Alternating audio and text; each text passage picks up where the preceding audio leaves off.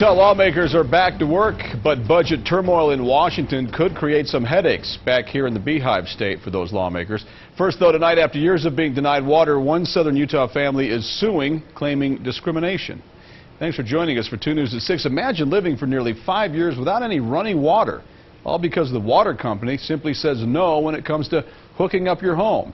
It's happening to a family on Utah's southern border, and now that family is fighting back with a civil rights lawsuit. Lad Egan live in southern Utah with more on the story. Lad, tell us more about this family and the lawsuit.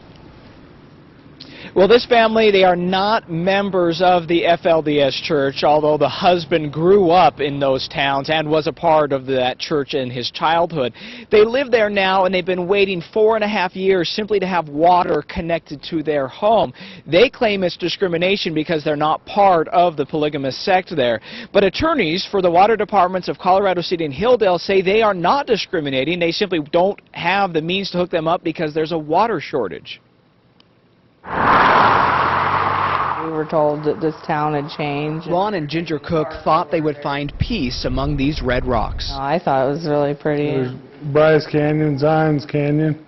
There's all these parks and everything right here. It's beautiful. Instead, they're living a nightmare. It's been scary. And We thought we lived in America, and then we moved here. Ron grew up in Colorado City, one of 56 children in a polygamous family, part of the fundamentalist LDS Church. He left the church as a teenager and settled in Phoenix, but after a devastating construction accident, they moved back to finish this abandoned house, only to learn that the city wouldn't honor the original permit promising water and power. they've hooked up FLDS people, and they will not hook up us. Nearly 5 years later, they have power, but still no water. Their son makes multiple trips a week to fill this tank outside their front door. He doesn't want to shower because he doesn't want to have to haul water. Fighting back, the Cooks have filed a civil rights lawsuit against the city, claiming discrimination. An attorney for the city says it's simple water policy. It's either someone complies with the policy or they don't comply with the policy, and it's very much black and white as to which one occurs. A mean and cruel thing to do.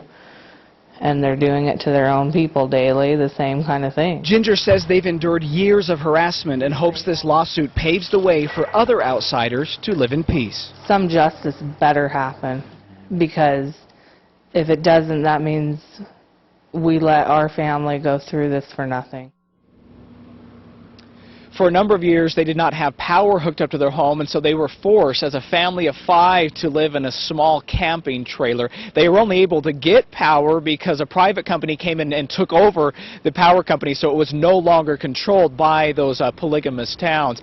This civil rights lawsuit is still in its pre-trial phase. Ron and Ginger Cook were actually in Phoenix earlier this month for some oral arguments before the judge, and I'm told that this case could move to a trial later this year, Mark. But for now, that family is stuck with that large tank and right in front of their home, and they've got to make multiple trips a week just to keep water running through their faucets so they can just do everyday things like wash dishes and wash their clothes. Mark, back to you. Wow. All right, Lad, thank you very much.